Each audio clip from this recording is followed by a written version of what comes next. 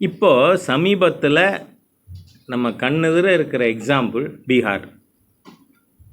பீகாரில் ப்ரொஹிபிஷன் வந்து 2 ஆண்டுகள் ஆகுது. சாத்தியமா இல்லையா? அங்கே ஒன்றும் ஹூச் ட்ராஜடி நடக்கலையே.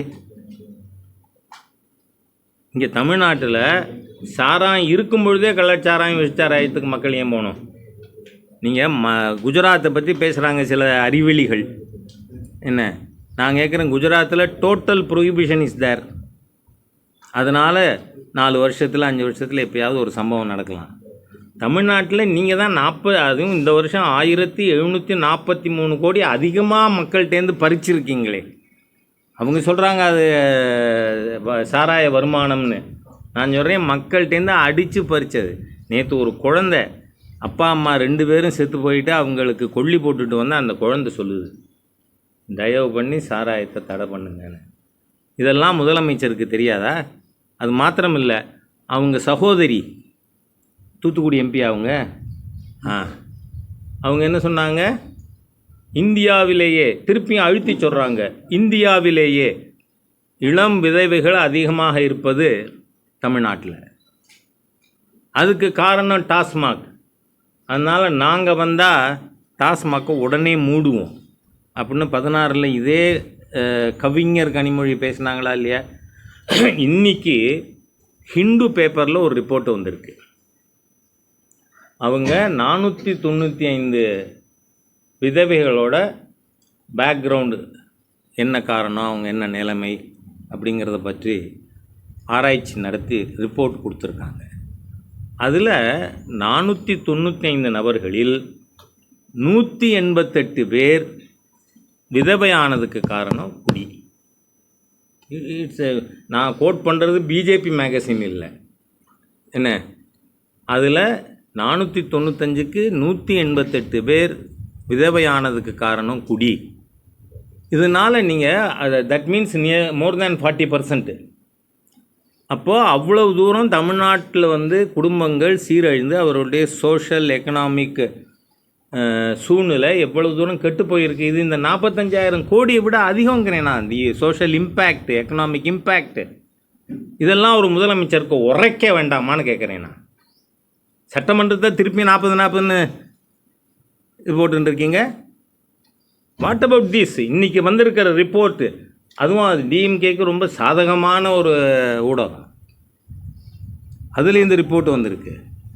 அதனால் நான் என்ன சொல்கிறேன், the CM has got the duty இம்மிடியட்டாக ஆக்ஷன் எடுக்கிறதுக்கு. ஆனால் நீங்கள் கேட்டீங்க, இப்போ கள்ளுக்கடை கொண்டு வந்தால் கொண்டே வரமாட்டாங்க. ஏன்னு காரணம் தெரியுமா? இப்போ ஐஎம்எஃப்எல் உற்பத்தி பண்ணுற கம்பெனிகள் மொத்தம் எவ்வளோ இருக்கும்? 8-10. அந்த 8-10 கொள்முதல் பண்ணுறதுக்காக கமிஷன் வாங்குகிற லூட்டு 8-10 பேர்ட்டு கேட்டால் போதுமில்ல. கல் அனுமதிச்சிங்கன்னா லட்சக்கணக்கான விவசாயிகிட்ட போய் இவங்க கல்லுக்கு காசு கொடுதுன்னு கேட்க முடியுமா? அதுவும் இந்த அதிகாரிகளை வச்சு இவங்க பண்ண முயற்சி பண்ணுவாங்க. இருந்தாலும் அது இட்ஸ் கும்பர்சம், அதனால் பண்ண மாட்டாங்க. இவங்க ஏன் அதுக்கு போகிறதில்ல? அதோடு மட்டும் இல்லை, I want to ReadWrite my earlier charge. தமிழக மக்களை, தமிழனை குடிகாரனாக்கி குடி கெடுத்தது திரு மு கருணாநிதி. ஏன்னா 1937 பிரீமியர் ஆஃப் மெட்ராஸ் பிரசிடென்சியாக திரு ராஜாஜி அவர்கள் வந்ததும் அவர் ஃபஸ்ட்டு பரீட்சார்த்த ரீதியாக சேலம் மாவட்டத்தில் ப்ரொஹிபிஷன் கொண்டு வந்தார். அப்போ மொத்தமே 8 மாவட்டம் தான், தமிழ்நாட்டில் 8ல் 1. அதுக்கு பிறகு அவர் சீஃப் மினிஸ்டர் ஆனதும் தமிழ்நாடு முழுவதும் ப்ரொஹிபிஷன் கொண்டு வந்தார். ஆக ஒரு 20 வருஷத்துக்கு மேலே குடினா என்ன தெரியாத தமிழக இளைஞர்களை, தமிழனை குடிக்க வச்சது யார்? கள்ளுக்கடை திறந்தது யார்? கருணாநிதி தான். அவர் பையன்தான் இன்றைக்கி சீஃப் மினிஸ்டராக இருக்கார். ஆகவே கருணாநிதி குடும்பம் தமிழனை குடிக்க வச்ச குடும்பம். இதை நீங்கள் ப்ரொஹிபிஷன் இப்போ கொண்டு வர முடியாது, ப்ராக்டிகபிளான்னு கேட்டால் முடியும். இட்ஸ் ப்ராக்டிகபிள், இட்ஸ் ப்ரூவ்டு இன் பீகார். அதனால் தமிழ்நாட்டில் நல்லதுக்கு நீங்கள் பீகாரை அடையாளம் சொல்லுங்கள். சும்மா கோமூத்திர மாநிலம்னு உங்கள் கட்சியில் இருந்த ஒரு ஆள் இப்போ இல்லைன்னு நினைக்கிறேன்னா, இந்த மாதிரி ஃபில்த்தி எலிமெண்ட்ஸ் தான் திமுகலே இருக்காங்க. அதனால் சொல்ல வேண்டியிருக்கு. ஆகவே திராவிட முன்னேற்ற கழகம் இதுலேருந்து கள்ளக்குறிச்சியிலேருந்து, அதுவும் பார்த்திங்கன்னா கருணாபுரமா,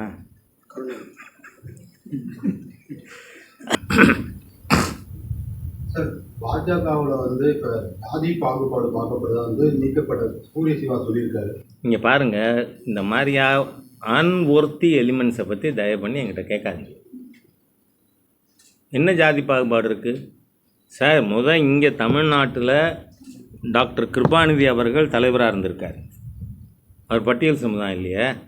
அதே சமயத்தில் டெல்லியில் பங்கார் லக்ஷ்மண் அவர்கள் அகில இந்திய தலைவராக இருந்தார். யார் சொன்னால் ஜாதி பாகுபாடு இருக்குன்னு? அதனால் இந்த மாதிரியா விஷமிகள், தீய சக்திகள், ஒரு பொலிட்டிக்கலி இரலவெண்ட் எலிமெண்ட்ஸு அவங்க பேசுகிறதெல்லாம் தயவு பண்ணி கேள்வியாக கேட்காதீங்க. இது என்னென்னா, இன்றைக்கி நாம் ஒரு முக்கியமான subject, how to save democracy in India from the clutches of authoritarian elements அப்படின்னு பேசும்போது ஏதோ ஒன்று இங்கே நீங்கள் எதுக்கு தூக்கி போடுறீங்க? வேண்டாம், ஏதா வேணா இருக்கட்டும் சார். சார் நான் இங்கே இல்லை, அதான் எது யாருக்கு இருக்குன்னு ஐ வில் சூ ஹிம். அதனால் சொல்கிறேன்னா, எதை பற்றியும் எதுலேயும் ஈடுபடாத ஒரு நபர்கிட்ட நீங்கள் பேசுகிறீங்க. It's too much of you. அதனால் அது வேண்டாம். It is not worthy. நான் என்ன சொல்கிறேன், சாக்கடையில் கல் அடித்தா மேலே தெரிக்குமா தெரியாதா? அப்படின்னா அடிக்காமல் இருக்கணும் நம்ம. அதனால் வேண்டாங்கிறேன். ஓகே. கள்ளச்சாராயத்துக்கு எல்லாம் தெரிஞ்சது தான் சார். இப்போ ஏடிஎம்க்கு வெளிநடப்பு பண்ணுறாங்க, சரியான நடவடிக்கைன்னு நினைக்கிறீங்க? சபையில் இருந்து விவாதம் பண்ணுறது இருந்துட்டு வெளிநடப்பு பண்ணுறாங்க. சபையில் விவாதம் பண்ண அனுமதிக்காத காரணத்தால் வெளிநடப்பு செஞ்சுருக்கோம்னு ஏடிஎம்கே லீடர் சொல்லியிருக்கார். நான் என்ன சொல்கிறேன், இந்த அரசாங்கம் தீய நோக்கங்கள் உள்ள அரசாங்கம். இந்த விஷச்சாராயம், நீங்கள் அதை சாப்பிட்டா கள்ளச்சாராயம்ங்கிறீங்க. சாராயத்தில் என்ன நல்ல சாராயம், என்ன கெட்ட சாராயம்? கள்ள சாராயம், விஷச்சாராயம். இந்த கேஸில் 3 டெத்து நடக்குது. அந்த 3 டெத்து நடந்தப்போ கலெக்டர் கொடுத்த ஸ்டேட்மெண்ட்டு சிஎம்ஓக்கோ அல்லது மிஸ்டர் முத்துசாமி அந்த கன்சர்ன் மினிஸ்டர் அவங்களுக்கு தெரியாமல் தெரிவிக்காமல் அந்த ஸ்டேட்மெண்ட்டு கலெக்டர் கொடுத்துருப்பாரா? நம்ம ஒரு காமன் சென்ஸை பயன்படுத்தி பார்ப்போம். என்ன சொல்கிறாரு? வயது முதிர்ந்த காரணத்தால் செத்து போனார், வயிற்று வலியினால் செத்து போனார், வலிப்புனால் செத்து போனார், இப்படித்தானே? அப்போ இந்த அரசாங்கம் இப்போ 183 பேர் இன்னமும் ட்ரீட்மெண்ட்டில் இருக்காங்க. கிட்டத்தட்ட 57 60 சாவுகள் நடந்திருக்கு. இவ்வளோ பெரிய மோசமான ஒரு சூழ்நிலையில் அதை மறைக்கிறதுக்கு நிர்வாகமே முயற்சி செய்யுமானால் அது தப்பாக இல்லையா? இந்த அரசாங்கத்தின் நோக்கங்கள் பழுதானது. அதனால தான் பாரதிய ஜனதா கட்சி கூட சிபிஐ என்கொயரி வேணும்னு கேட்குறோம் நாம். காரணம் என்ன? உங்கள் சிபிசிஐடி உங்கள் கைக்கூலி தான். கலெக்டர் மாதிரி கலெக்டர் எப்படி சொன்னார்? Actually the chief minister should have resigned. அரசாங்கத்தினுடைய கொள்கை இதை மறைக்கணுங்கிறது, அதனுடைய திட்டம் இதை மறைக்கணுங்கிறது. ஆகவே நீங்கள் தீய எண்ணம் கொண்டவர்கள், உங்களுக்கு கீழே இருக்கக்கூடிய ஒரு டிபார்ட்மெண்ட்டோட enquiry it can not be impartial. அதனால தான் சிபிஐ என்கொயரி வேணும்னு கேட்குறோம். அது சீஃப் மினிஸ்டர் உடனடியாக ஏற்றுக்கிறது அவருக்கு கௌரவமானது. அதுக்கு மேலே நான் சொல்ல விரும்பலை.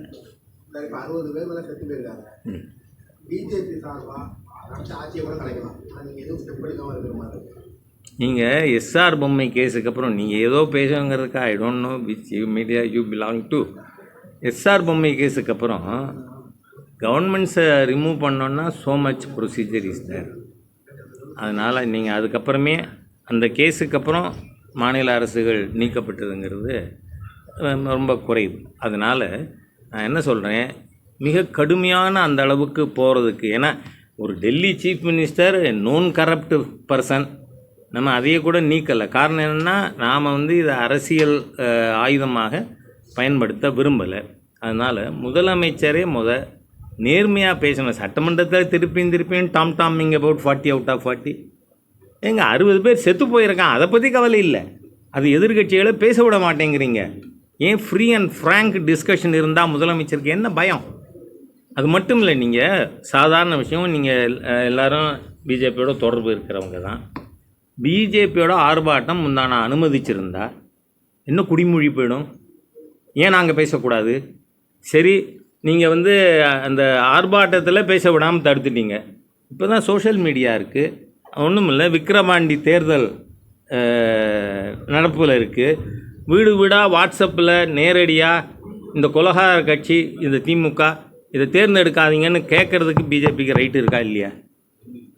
அப்போ என்ன இந்த ஆஸ்ட்ரைச் லைக் பிஹேவியர்மாங்க. இந்த நெருப்பு கோழி அது என்னமா மண்ணை தோண்டி தன்னோட மூக்கை மறைச்சின்னுடுமா. அப்போ இந்த உலகமே இருண்டு இருக்குது, நம்மளை சுற்றி ஒன்றும் நடக்கலைன்னு நினச்சிக்குமா. அது மாதிரி ஒரு சீஃப் மினிஸ்டர் செயல்படுறார். It's ostrich like behaviour by the chief minister. அதனால் இது நல்லதில்லை. மற்ற கடுமையான நடவடிக்கைகளுக்கு போகிறதுக்கு முன்னாடி இவரே சிபிஐ என்கொயரிக்கு ஒத்துக்கிட்டா இவருக்கு மடியில் கனம் இல்லை அப்படின்னு நாம் ஒத்துக்கலாம். கமல்ஹாசன் கமெண்ட் சொல்லியிருக்காரு சார், கொஞ்சமாக குடிச்சாங்க கொஞ்சமாக குடிக்கிறது, அது நீங்கள் எப்படி பார்க்குறீங்க? அதாவது திருப்பியும் சொல்கிறேன்னா அவருக்கு சொன்ன பதில் தான். Is an irrelevant element in Tamil Nadu politics. அவர் டிவியை உடைச்சது தெரியுமா உங்களுக்கெல்லாம்? ஞாபகம் இருக்குல்ல? எனக்கு ஞாபகம் இருக்குது. இலவசங்கள் கூடாதுன்னு டிவியை உடைச்சி இதெல்லாம் எதிர்த்து நாம் திமுகவோட ஒரு நாளும் கூட்டணி வைக்க மாட்டேன்னு சொல்லி வந்துட்டு இப்போ டார்ச் லைட்டை தொலைச்சிட்டு திரிகிறார். அவருக்கு நம்ம எதுக்கு வெளிச்சம் போட்டு காட்ட தேவையில்லை. Is an irrelevant political element in Tamil Nadu. Kallakurichi பிரச்சனைக்கு அப்புறம் கள்ளுக்கடை வந்து திறக்கணும்னு சொல்கிறாங்க. அது அண்ணாமலையே சொல்லியிருக்காரு. கள்ளுக்கடை திறக்கிறது கரெக்டாக வருமா? தமிழகத்தில் பூரண மதுவிலக்கு சாத்தியமா உங்களுடைய பார்வையில்?